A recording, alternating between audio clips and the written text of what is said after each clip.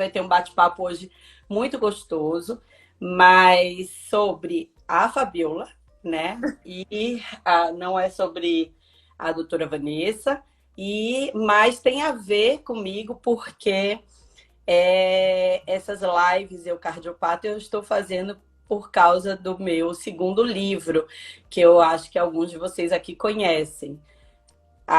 Eu acabei escrevendo, eu escrevo, né, uma série de livros em humanização. O primeiro foi o Pais de Cardiopata, para ajudar no diagnóstico da cardiopatia para as famílias, para as mães, para os pais, para os cuidadores dos cardiopatas. E o segundo livro, que é o Eu Cardiopata, ele é, para mim, muito, assim, me trouxe uma felicidade muito grande, porque eu fiz, né, pensando exatamente em permitir ter um acesso maior do que é o dia a dia do cardiopata na literatura, né, de uma forma aí humanizada. Então, tem brincadeiras, atividades, desenhos, pinturas. Meus pacientes acabam usando aqui no consultório, pintando bastante. A Fá já é uma pequena grande, mas acaba que todo mundo aproveita.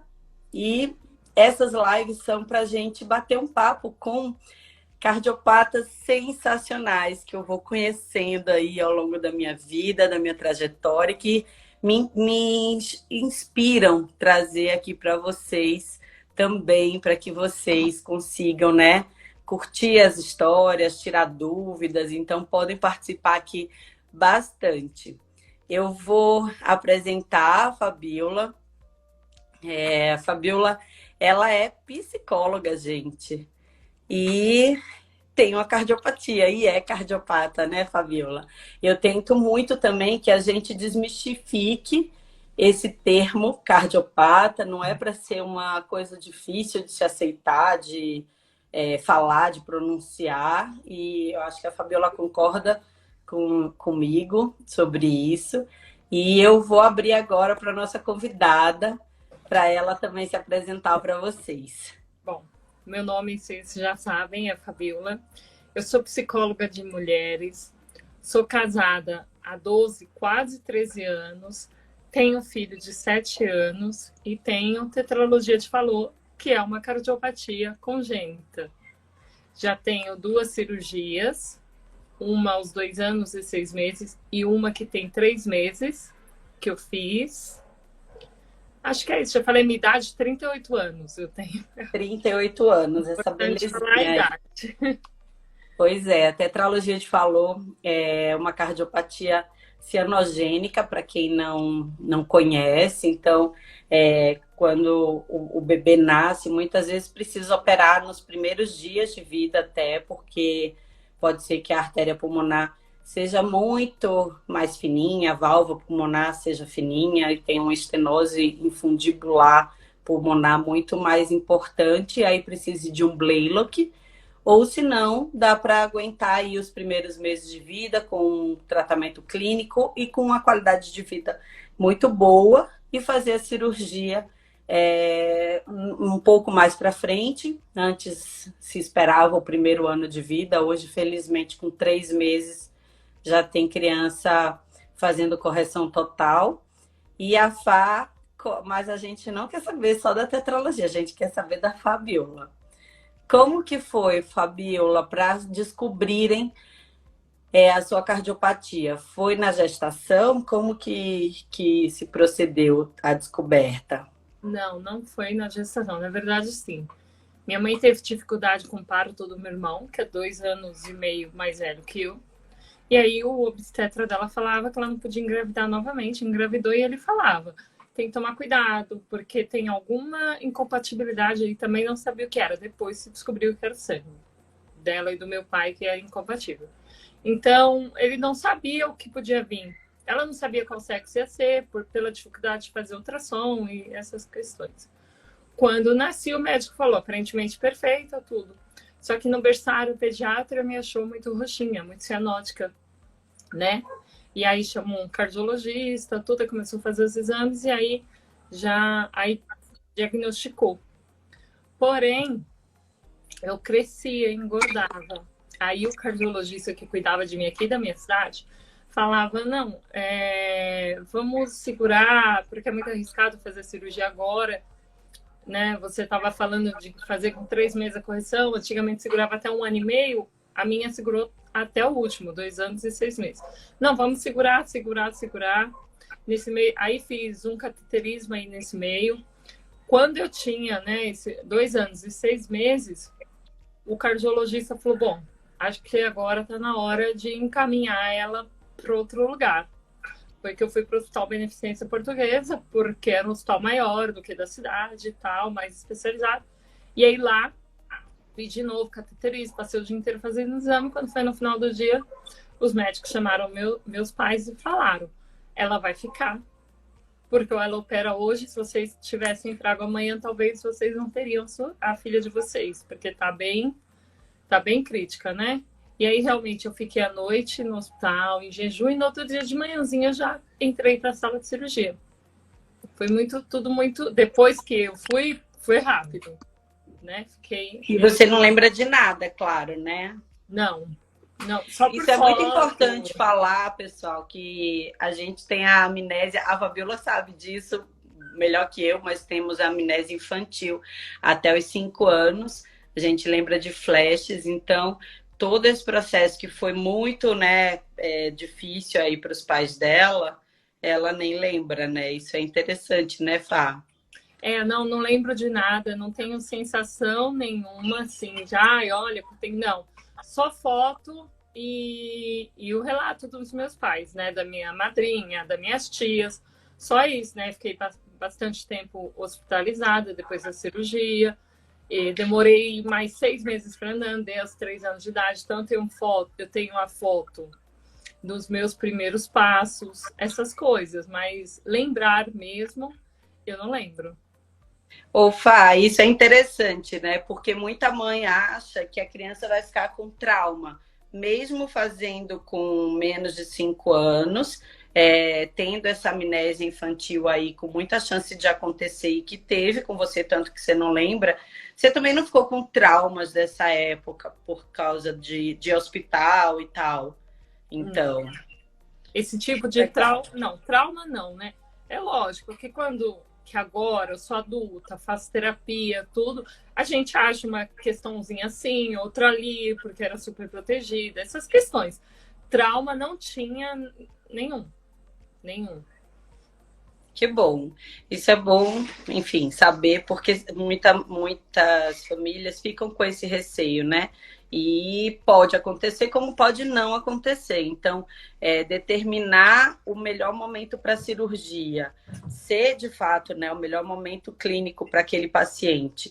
E, além disso, permitir que o paciente tenha uma boa experiência, né? Vivencie bem esse processo com o que for realmente de maior cuidado, de menos dor, menos trauma, menos receio, menos medo, menos... Tudo isso acaba gerando uma boa saúde mental também relacionado a essa primeira fase aí cirúrgica, né, Fá? Muito bom saber. E aí quando você lembra, assim, de você criança com a cardiopatia pós-operada, no caso, infância normal, como que foi? Na verdade, sim, não foi totalmente normal, porque eu era limitada a correr, pular, esse tipo de coisa, né? O que eu me recordo é já com essa idade mesmo. 4 anos e pouco, 5. Eu tenho flashes no meu aniversário de 4 anos, 5, 6. E aí o que eu lembro? Lembro de uma infância limitada. Então, minha mãe mora numa casa térrea, tudo plano, né? Ela fala que a casa foi construída por causa de mim, porque foi bem na época que eu ia operar e tudo. E aí, eu me lembro de eu ficar muito dentro de casa, brincar dentro de casa, as amiguinhas virem. Lembro da escola, de eu não poder fazer educação física, não podia de jeito nenhum. Lembro que no intervalo, assim, no recreio, né, eu estava sentada, e se eu levantasse para ir na cantina, um professor, alguém vinha e ficava olhando para ver se eu não ia correr junto. Tinha esse receio em cima de mim. Isso limita muito, né, as atividades. Você cansava muito, Fá, então? Eu não me recordo. De pequena, não me recordo. Não. E tanto que não é uma coisa que eu não é uma coisa que para mim era como se fosse já natural. Entendeu? Eu falo muito isso também. É a minha infância. Minha infância é essa. É a minha infância. Eu também costumo falar bastante isso, né? O termo normal e o termo anormal.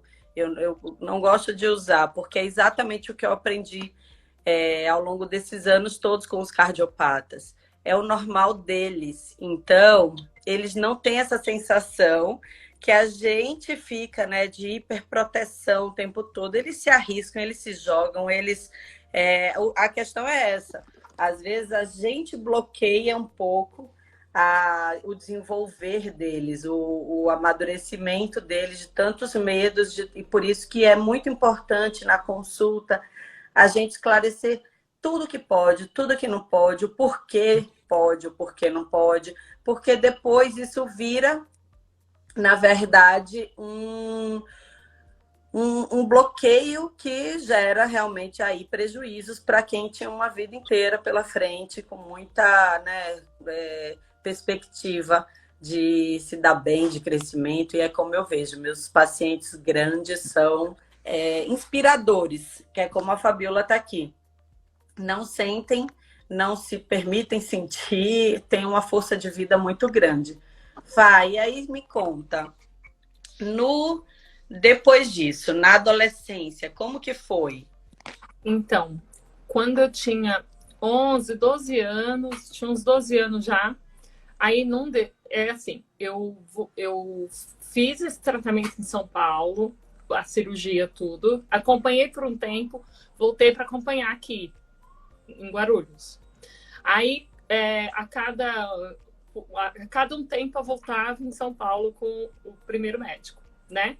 E aí, com 12 anos, numa dessas consultas, ele falou, tá normal, tá tudo bem, ela pode ter uma vida normal, correr, pular, viver.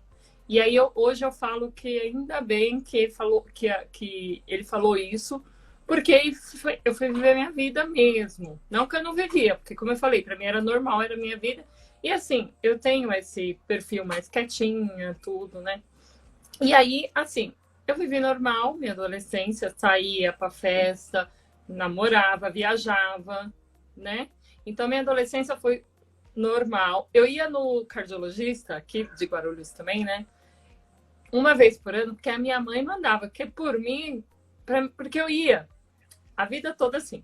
Vou, faço eco, aí o ecocardiografista falava assim, nossa, que cirurgia linda, perfeita. Chegava no cardio, ele falava assim, tá tudo bem, volta daqui um ano. Eu escutei isso a vida inteira, né? Depois da infância. Então, para mim, eu vivi normal. Para mim, era como eu nem fosse mais cardiopata, assim, não tinha essa... Quando eu passava mal, para mim, era tudo, menos o coração. Nem ficava me ligando muito.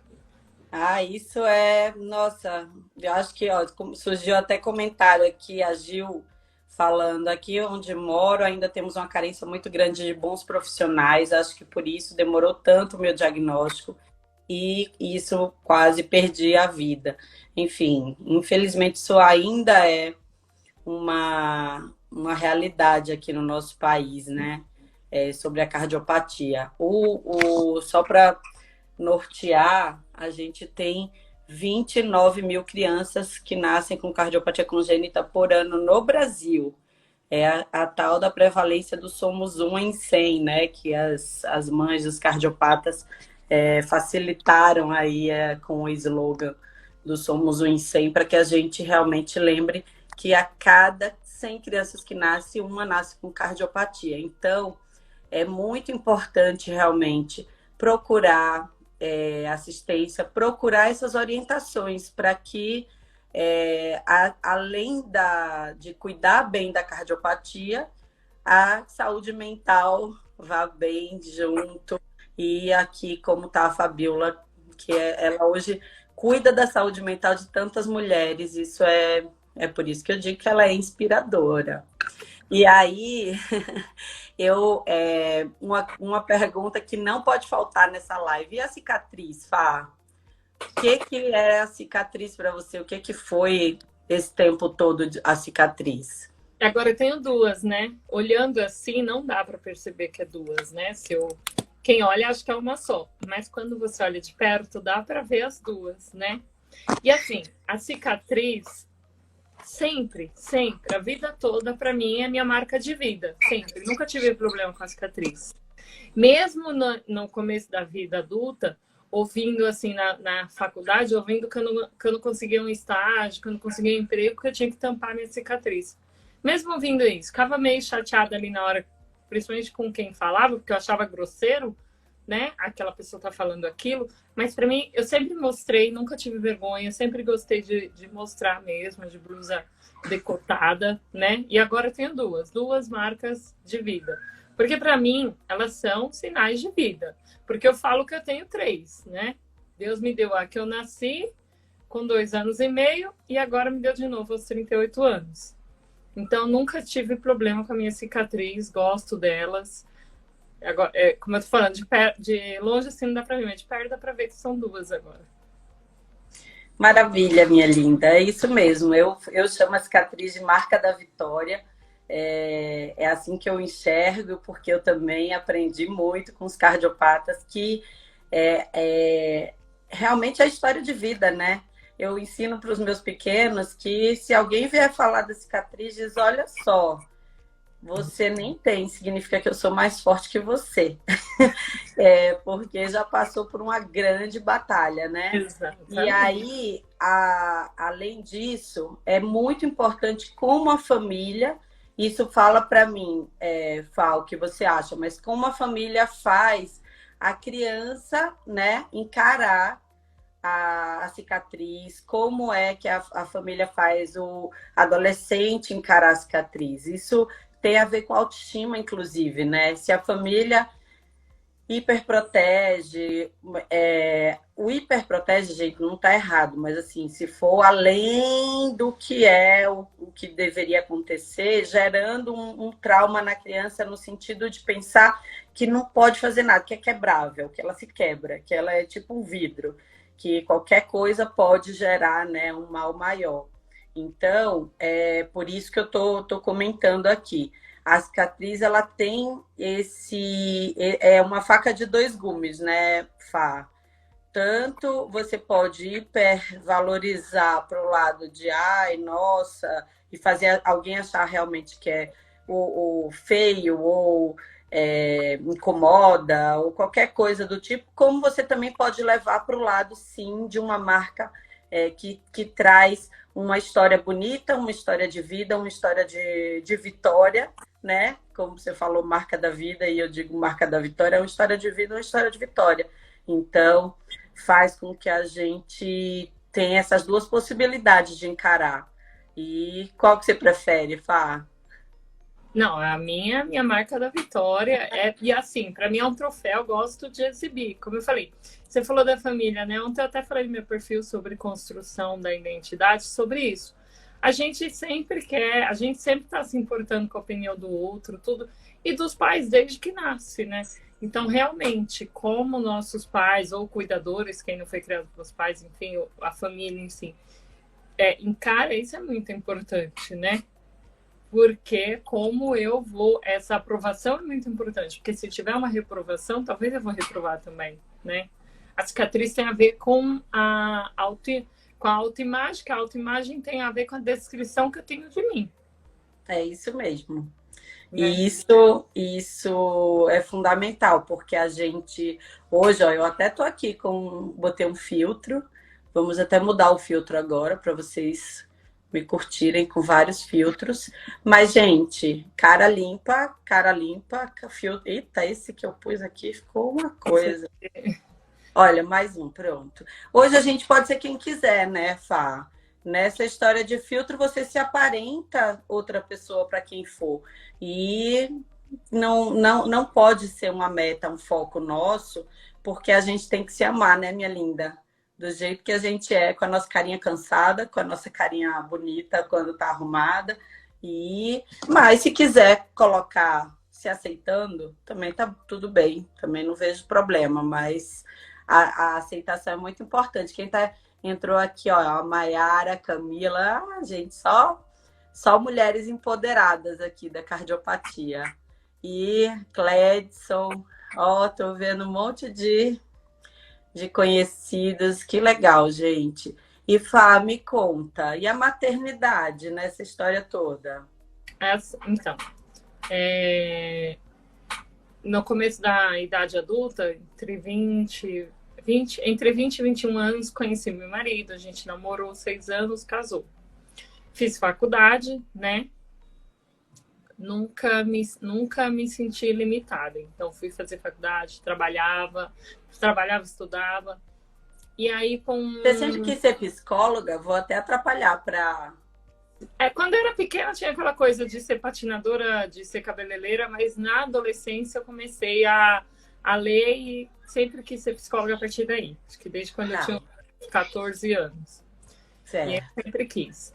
E aí fui fazer faculdade, não pude entrar na faculdade mais cedo, entrei aos 24 anos, tudo, me formei aos 29 anos, e aí a gente já estava casado, tudo, vamos ter um filho. Só que eu não pedi autorização para o meu cardiologista daqui de Guarulhos, né? Não pedi. E aí, quando eu engravidei, a minha mãe pegou e eu já tinha ido nele há, sei lá, tipo, há muitos meses, que eu ia uma vez por ano. Aí minha mãe pegou e falou assim, não, agora você vai lá avisar que você está grávida, né? Vai no... Que aí eu tinha que ir no obstetra, fazer todos aqueles exames e vai no cardiologista. E aí eu fui. E aí eu fiz 2 pré-natais. Fiz um com obstetra, fiz um com a minha obstetra e um com o meu cardiologista. Então, todo mês eu estava nos 2. E no final da gravidez, estava de 15 dias nos 2. Então, fiz muitos ecos, mas todos, né, nenhum alterado. Martim fez eco fetal, né? Eu estava, acho que, de 8 meses. E foi tudo bem. E eu lembro que eu queria muito ter parto normal. Hoje eu agradeço que não deu certo. Hoje eu falo, graças a Deus, que não deu certo. Porque eu acho que eu não ia aguentar. Ou por isso ia descompensar mais. Então, não que eu não aguentaria, mas que eu ficaria, que aceleraria a troca da válvula e tal, uma coisa assim. E aí eu queria parto normal, o cardiologista até liberou e tal, mas não foi possível. E hoje eu agradeço que não, porque eu acho que eu descompensaria. Por quê? Porque depois... E aí, tive o neném, tudo, só que eu tinha uma rotina muito pesada. Eu trabalhava CLT, trabalhava 30 horas, ia para o consultório. E aí, quando o Martim estava com 10 meses, eu tirei a babá de casa e coloquei ele na escolinha. Aí eu tinha que pegar ele, aí eu tinha que trazer ele de ônibus no sling. Então, carregava ele no sling, carregava a minha bolsa, a bolsa dele. Então, era uma rotina muito pesada. Ele com 10 meses na escolinha eu coloquei. Acho que um ano depois eu passei mal, fui parar no hospital. Com a saturação baixa, batimento baixo. Aí fiquei internada, porque não tinha ecocardiograma no hospital no dia. Aí porque não tinha o ecocardiografista infantil. Ecocardiograma tinha, mas lá no seu caso tem que ser infantil. Tive que ficar internada esperando. Aí foi daí que esse ecocardiografista falou, seu coração tá um pouquinho crescido para a direita. E aí foi daí que comecei a sentir as coisas. Mas assim, Martim nasceu bem, nasceu grande, né? Ele nasceu com 51 centímetros, 3 quilos 550, né? Ele é saudável, ele cresce em normal. A gestação foi, eu só inchei muito, né? Fiquei muito inchada. E a minha obstetra falava, é por conta da circulação, tudo, não fica preocupada. Só fiquei muito inchada e cansada, mas eu achava que era totalmente da gravidez. Né? Eu falava, deve ser coisa de grávida. Nunca fiquei grávida. Mas assim, também não era uma coisa que, nossa, eu não aguentava ou desmaiava, nada disso. Eu trabalhei aos 9 meses, né? E aí até uns 7 meses eu trabalhava, ia e voltava de ônibus, até que quando estava de 7 para 8 meses de gravidez, minha mãe falou, não, vamos revisar. Falou pro meu marido, vamos revisar, porque a barriga tá muito grande e tal. Depois, só que eles só me contaram depois. Minha mãe, meu marido, a minha sogra tinha muita preocupação com a questão do coração, mas nunca me contaram. Eu não sabia. Te protegiam da preocupação deles, né? Isso, eles me protegeram de eu saber, depois que eu fiquei sabendo, né? Por isso que quando eu estava com 7, 8 meses, não, vamos começar a levar e buscar ela no trabalho, vamos revezar, porque eles estavam preocupados com o meu coração. E eu nem estava muito assim. Porque eu falei, deve ser coisa de grávida. Mas foi uma gravidez ativa, tranquila. Não tive nenhuma intercorrência. Sem querer aqui discutir se foi certo ou errado, enfim, eles se preocuparem e te pouparem, nem é essa questão. Isso tudo é ato de amor, né? Na verdade, ninguém poupa ninguém por não gostar da pessoa, muito pelo contrário. Então, não acho que é algo julgável, mas acabou te protegendo um pouco do que a gente põe na cabeça também, de medos, né, de gravidade. Você acabou passando uma gestação um pouco mais em paz nesse sentido. Igual o cardiologista, né? O cardiologista me protegeu total. E quando ele descobriu que eu queria ter outro filho, aí foi que ele falou a real. Você não pode, porque pode ter uma parada cardíaca na gravidez, no parto, seu filho pode não desenvolver. Aí ele começou a falar. Mas também não disse, fez o meu pré-natalzinho do coração lá, mas nunca disse para mim os riscos. Também me protegeu. Foi cuidando e deu tudo certo, né? Tanto que quem segue a Fabiola vê aí as fotos dela em família de vez em quando e vê que é uma família linda, abençoada, todos muito muito em paz, né? Eu também posso dizer que nem toda a vida de cardiopata é tranquila, como o que a gente está conversando aqui. Às vezes, realmente, as dificuldades são maiores, os limites são maiores e são numa gravidade muito maior, né? A gestação na mulher cardiopata ela requer mais cuidados, não é à toa que a Fabiola passou por praticamente 2 pré-natais, né, aí ao mesmo tempo. É exatamente assim que a gente vai cuidando das cardiopatas, acaba cuidando passa com o cardiopediatra e passa com a médica especializada, com a ginecologista ou também com a cardiologista que cuida de gestantes. A gente ainda tem essa possibilidade também. Que acho que é o máximo, né? Acho o máximo, porque aí quanto mais o cuidado é especializado, né, Fá, mais permite com que a mulher cardiopata tenha mais segurança, menos medos para coisas que todo mundo acha mais fácil dizer, isso é muito grave, fica, cuidado, não dá, porque é por puro, às vezes, desconhecimento. E isso não é... entrou a Mônica aqui, olha, tá até internacionais a gente tem hoje aqui. Olha! A Mônica é cirurgiã cardíaca e tô feliz aqui que ela entrou, tô com muita saudade. Ela é um amor, fez no INCO, na verdade, eu tô no Sírio, ela fez no INCO. Fofura, saudade. Gente, muita gente legal entrando. E eu aqui amando o nosso bate-papo. Vamos lá, Fabiola, não podemos perder nada. E como que é você ser psicóloga de mulheres? Me explica isso. Você passa muitos ensinamentos do que você vivenciou. Você acha que isso acontece muito no seu dia a dia? De você falar, eu penso assim, eu penso assado, ou não muda muito você ser psicóloga e cardiopata? Eu acho que se eu não fosse cardiopata, eu ia ser psicóloga de mulheres. Até hoje, na minha terapia, estava falando disso, né? Cada vez mais eu tenho mais certeza que é com mulheres que eu quero trabalhar. Mas passar por superações, né? Tem o seu lugar, né? Na clínica, não, porque na clínica a gente não tenta envolver a nossa vida pessoal ali. A clínica a gente trabalha muito com a nossa experiência, a teoria, mas aqui no Instagram é um pouco mais liberado isso, então posso falar mais de mim. Então acho que ter superado muitas coisas ajuda, ainda mais agora, depois dessa cirurgia, né? Uma grande superação, porque dessa eu lembro tudo. Então ajuda muito. E sim, eu acabo passando muito, porque eu falo que eu sou a minha persona transformada, porque eu trabalho com autoestima e amor próprio. E por ter nascido com essa cardiopatia, ter sido super protegida, eu demorei um pouco mais para amadurecer na vida, sim. Demorei um pouco mais para criar asas, dei uma segurada, tive que dar uma segurada maior pelas questões, as limitações, a preocupação com da minha família. E aí eu demorei um pouco mais para descobrir o meu feminino, o meu amor próprio, como me libertar, né? Então, sim, aqui no Instagram eu estou sempre passando a minha experiência, além dos meus estudos, né? Já vai estar fazendo 4 anos que o meu estudo é mulher. Até 2018 eu atendia vários públicos. De lá para cá eu foquei na mulher. Então, já vai fazer 4 anos que as minhas leituras são isso, né? O meu estudo é mulher.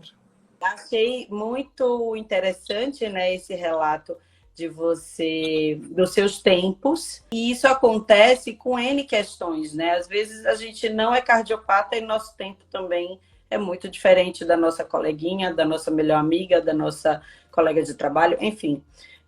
E é uma questão que precisa ser respeitada, né?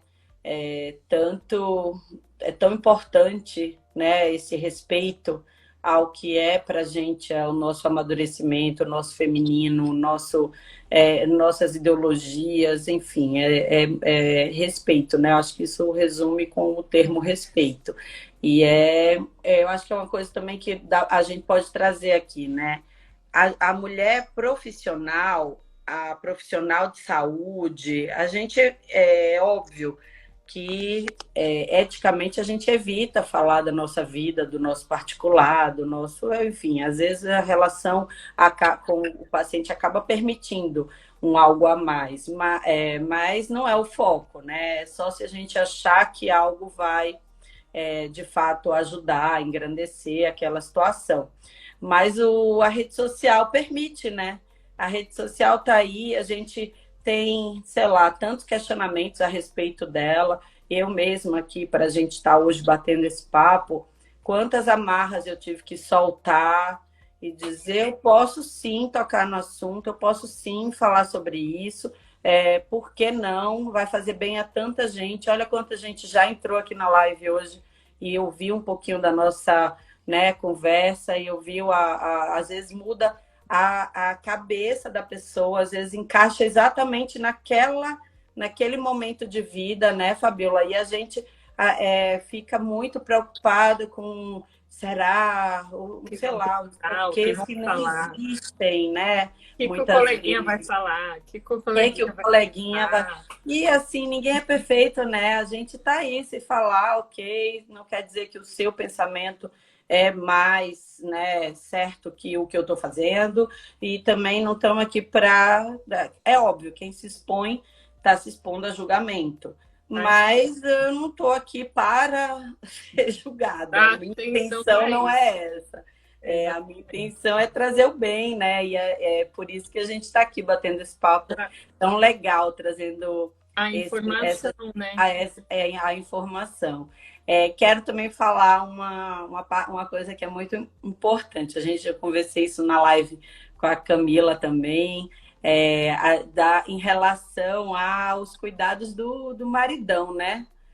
Como o maridão lida com a sua cardiopatia, com os seus cuidados, você falou aí que ele teve um pouco te poupou muito na gestação, ele é muito de te poupar, ou você acha que a relação, pouco a cardiopatia está presente aí no dia a dia de vocês? Não, até que lógico que de uns anos para cá, com o aumento dos sintomas, a necessidade de trocar a válvula aumentou um pouco, né? Mas porque foi exigido isso, meu corpo exigiu isso, né? O médico disse, olha, precisa se limitar aí, mas não, né?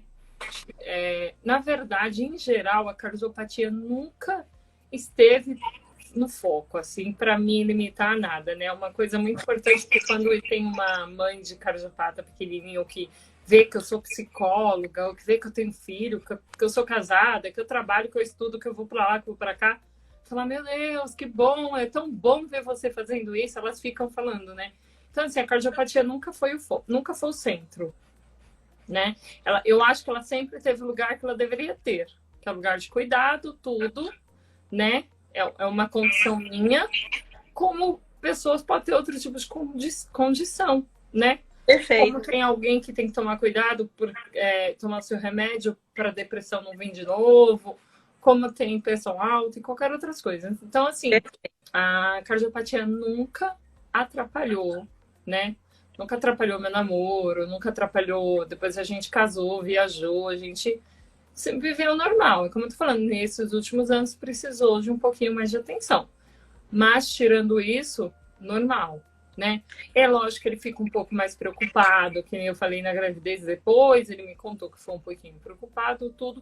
Mas não vejo essa coisa de também superproteção, ou de preocupação, ou de querer me limitar, ou de se limitar, né? Por conta disso. Por conta dessa Maravilha. empatia. Que lindo, Fá. É isso mesmo. Acho que como a cardiopatia, outras condições existem. Eu até também costumo pensar e costumo falar que a doença ela nos permite cuidar, né? Então, ela traz muito uma carga pesada, né? Muitas vezes dor, muitas vezes choro, muitas vezes realmente limitações, mas também ela traz muito cuidado, muito zelo, muito amor ao redor dela, né? Pessoas famílias que se unem ainda mais, que demonstram mais amor, que demonstram mais afeto, que demonstram mais preocupação.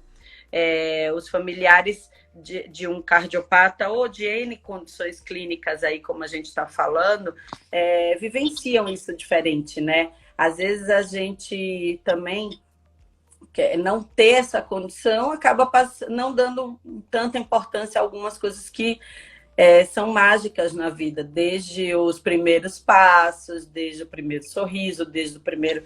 Acaba que a cardiopatia faz a gente ter umas sensações assim de felicidade mais plena, parece, em muitos momentos, por causa da superação, por causa do medo que tinha de que não ia acontecer e acontece. Então, acho que tem esse lado mágico aí eu vou dizer mágico porque de fato, assim, as pessoas podem dizer, nossa, não é porque você não tem, mas não é. Eu, de tanto conviver, eu enxergo essa questão, assim, que é muito maravilhosa da doença.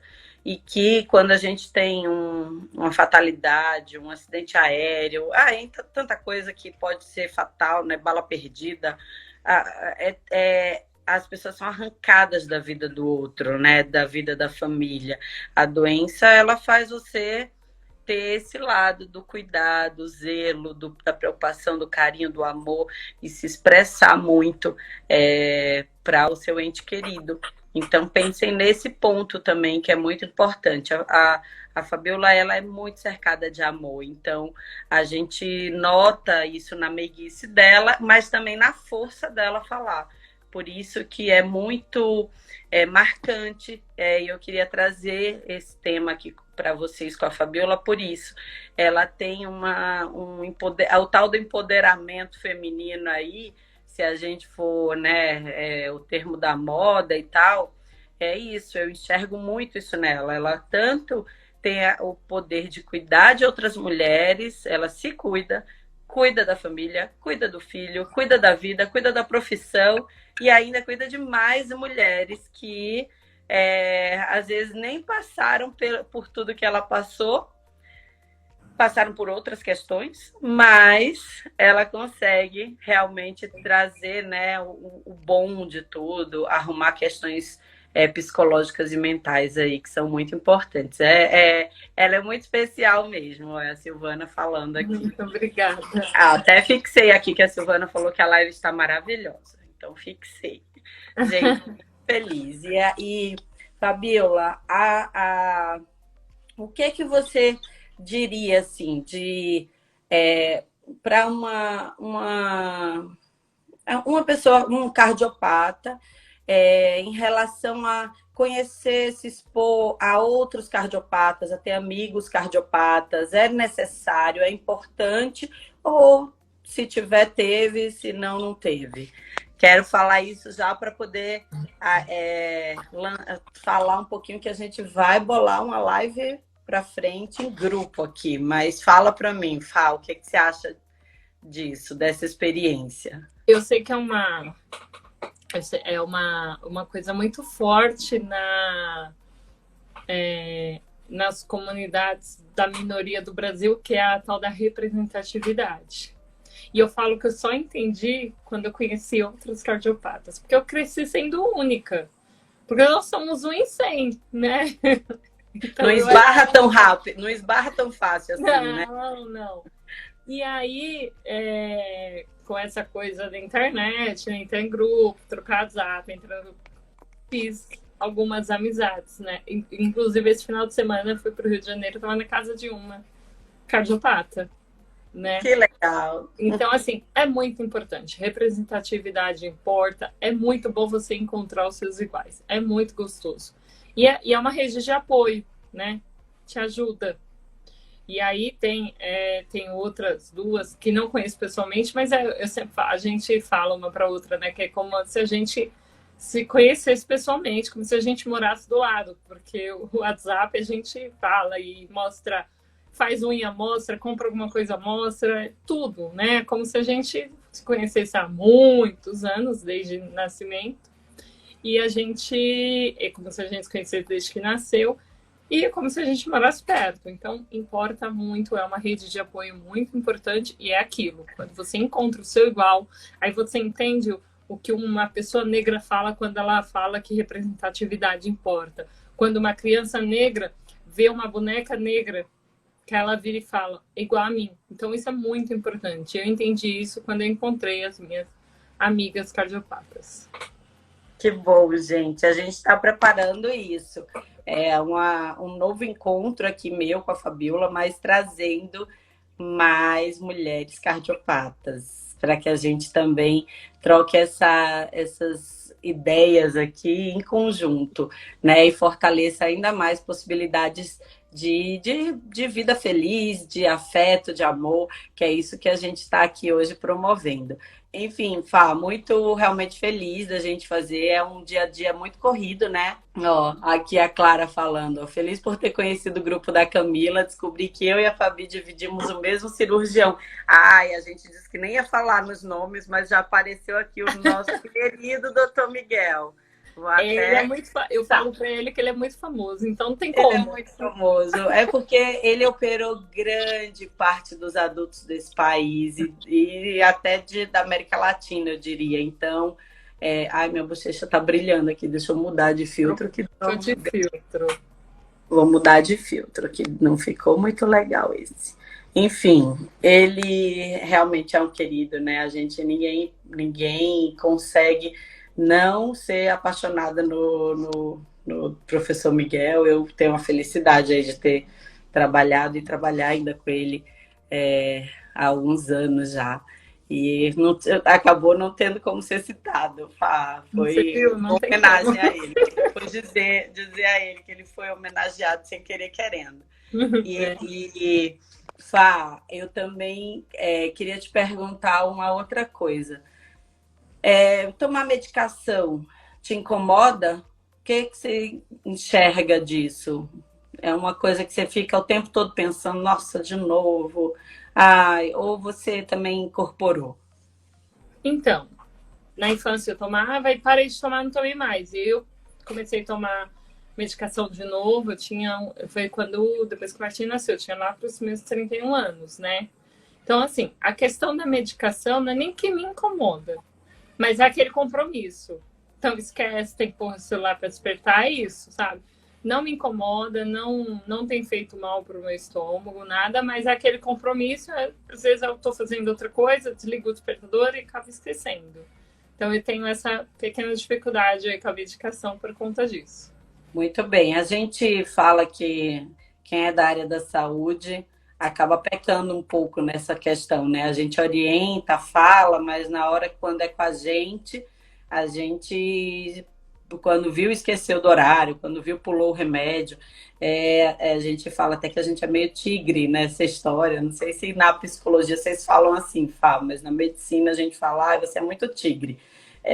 Exatamente querendo dizer que cuida dos outros, mas não se cuida. E isso é uma coisa que a gente precisa sempre estar de olho, né? O cuidar das pessoas, você tá o dia inteiro ligado em realmente acolher, orientar, lembrar, ir pedido de exame para cá, pedido de exame para lá. No caso da Fabiola, se aquela paciente precisa mais, eu sem dúvida mando uma mensagem, tá sempre, né, querendo saber se aquela questão X resolveu. Eu também sou muito ligada nos meus pacientes nas fases críticas, então isso acaba sendo muito fácil da gente fazer com o outro, mas a gente também precisa se cuidar, né? E aí tem essa questão, o compromisso, eu falo que é igual escovar dente, é igual rezar, é igual o que a gente faz todo dia, enfim, para poder entrar na nossa rotina e ser menos sofrido, né? Mas não é também tão fácil assim, porque a nossa vida é tão corrida hoje em dia, né? Então, essa questão aí só que incomoda, que é esquecer. Aí você fala, ai meu Deus, não devia ter esquecido o remédio. Ô, Fai, e então, a sabatinazinha, assim, vacinada para Covid? As 3 doses já. Pegou Covid? Peguei. Em 2020. E ficou tudo bem?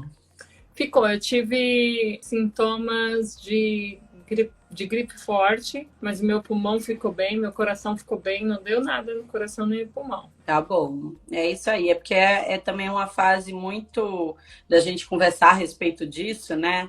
Porque os cardiopatas são mais propensos, mas tudo se cuidando, dá certo sim, com boa orientação, né? Aí dá para passar. E óbvio, depende da carga viral, depende do status da cardiopatia, mas que bom que foi tudo bem, né, minha linda? Foi tudo, foi em relação a isso. Eu falo que foi os dias que minha saturação ficou melhor, porque eu acho que eu fiquei quietinha em casa. Aí, Se poupou da correria do dia a dia. fiquei só dentro de casa, né? Então a saturação ficou lá em cima, né? É isso Na mesmo. semana do Covid. Quando a gente se cuida, a gente se faz bem, né? Não dá para dizer que não. A gente precisa se cuidar. Quando tem que se cuidar, então não adianta nem ficar discutindo, né, gente? Não, nem procrastinar, tem que se cuidar. Exatamente. Se a gente não para, o nosso corpo para, né, Fá? Isso eu costumo dizer também. Já vivenciei situações assim, de muito estresse, muito trabalho, muita correria. E aí, quando a gente viu, quem parou a gente foi o nosso próprio corpo. Se a Mas gente é exatamente assim que funciona. não é? E hoje em dia, com o filho, com a profissão também, a profissão é muito importante para a gente, né? Então a gente cuida do marido, da esposa, enfim, do companheiro ou companheira, do filho, dos pais, do familiar. A gente está sempre cuidando de alguém. O trabalho, a profissão é muito importante para quem, né, trabalha fora. Mas quem é do lar também trabalha um monte. Quem está no trabalha um monte. Parece que a gente está trabalhando cada vez mais. Parece que o tempo está correndo, né, gente? E é isso. Já estamos em março. Já estou aqui no mês do meu aniversário e nem queria. queria que demorasse um pouquinho mais. Mas Faz parte, né? Mas a gente tem que achar um tempinho pra gente também, né? Pra se cuidar. era isso que eu ia falar, cardiopata ou não, tem que colocar aí no meio do dia um momentinho de descanso para fazer alguma coisa que gosta. E tem que também, no final de semana, Reservar um horário. tem que reservar. Exatamente. Reservar um horário na agenda para si próprio. Senão, a agenda engole a gente, né? E a gente, enfim, fica sempre achando que é depois, e o depois nunca chega, né? Não, e o tempo só passa, né? Eu digo, vou falar aqui mais uma coisa que eu sempre penso, em relação aos cardiopatas, né? Cuidando, fiquei 11 anos na UTI do INCOR, cuidando de bebês, adultos, idosos, enfim.